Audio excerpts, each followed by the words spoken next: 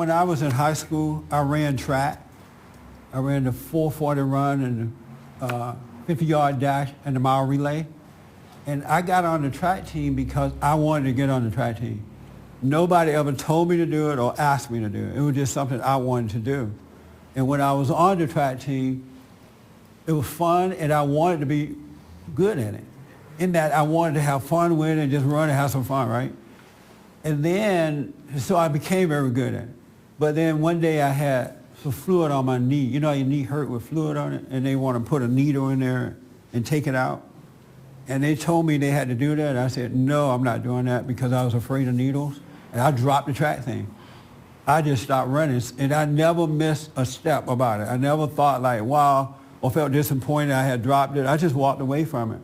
I now realize the reason I was able to walk away from that because there was never any pressure from my parents or grandparents to get on the track team or be good at it or ask me how's it going and being all into it.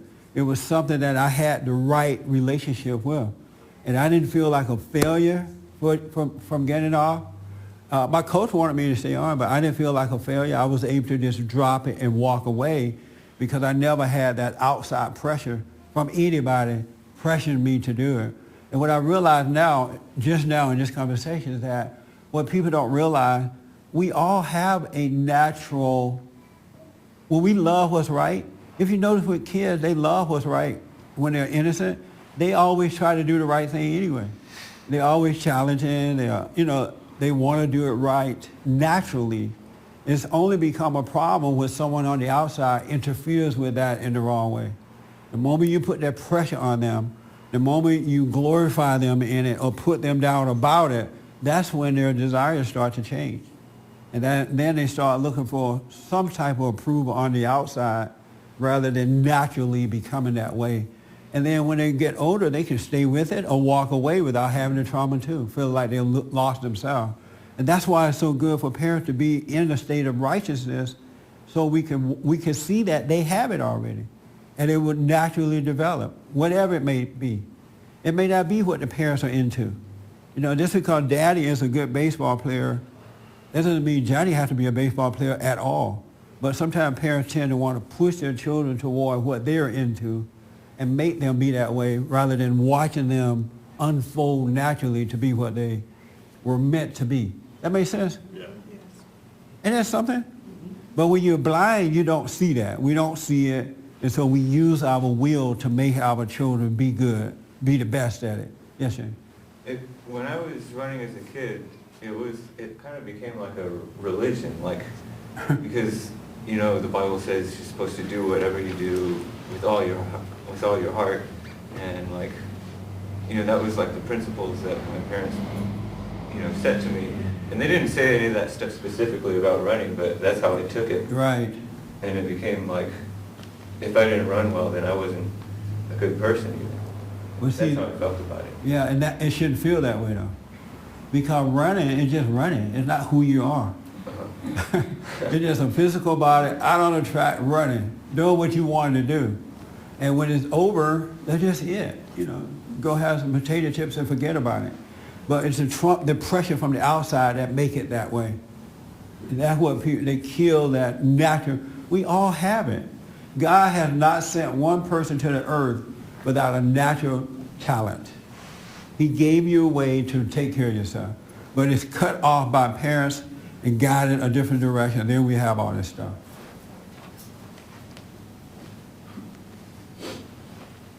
Yes? Did you answer my question? I did. You didn't hear the answer? Maybe I just didn't agree with you. Did you hear the answer to his question? Yeah, pressured me. Huh? I don't feel that my dad pressured me. I know that I wanted to play baseball. All right. Well, that's good. I'm not understanding. Are you just saying it's the extremes? Yes. I mean, there is a righteous way, a right way to teach your kids too. Like what you were saying, if you want to teach them to bat better, you do it without feeling like making them feel guilty about not doing it right. Right. Putting the wrong kind of pressure on them. But most parents are not able to do that because they're doing it out of the darkness of their imagination, out of their own fears. And they don't really see what they're doing to the innocence of the child. Well, that was my question. Yeah. There is a right way. Yes. Okay. There is a right way. Because it seems like you would want to push your kid to be push is a bad word. It seems like you would encourage your kids. If that's what they want to do naturally. Right. Yeah. Okay. If that's what they want to do naturally, of course you want that. But even in wanting that, you're not going to insert your will on that either, because you can make them not want it. Right. By inserting your will. You know, you see that your kid are good at something, and then you get all involved in it. Right. You can take that away from them. Yeah, I understand that. Yeah, so you have to be really careful with that kind of. But you're right in that sense. Yeah. So you didn't see your hand? You already answered it first. Oh, okay. All right. Anybody don't quite get this? Yes, ma'am. So this is more about how you bring up your children. You're not talking about, I mean, you know, if I've got a power outage, I want the best electrician that I know to come fix it. I want to have the best armed forces to protect our country. I want to have the best president. You know, I mean, I think sometimes superlatives, you know, if you're in business, you know, you want to be the best you can be in business. So you're really talking more about the way in which this spirit is transmitted to your children. And the way we live too by that spirit. So yeah. How does this other part work? That's a good question, Christine. Another example when I was growing up. It's funny, I didn't realize all this stuff until as I've gotten older. When I was growing up, people, for the most part, exceptions to the rule, of course, because they wanted to be right in their hearts and minds, they wanted you to know that you can trust them. They're going to treat you right.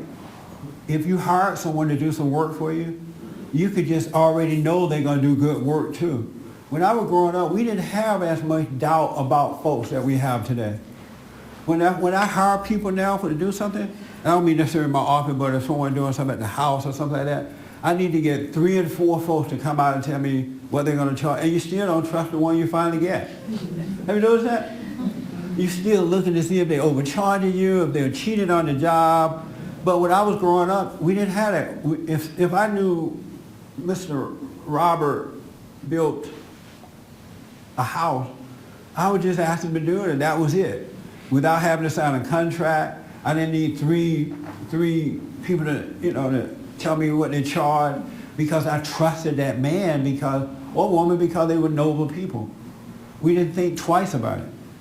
Isn't that true? Mm-hmm. But now, because the adults don't have character either, it's been passed on to the children, but we don't even trust each other.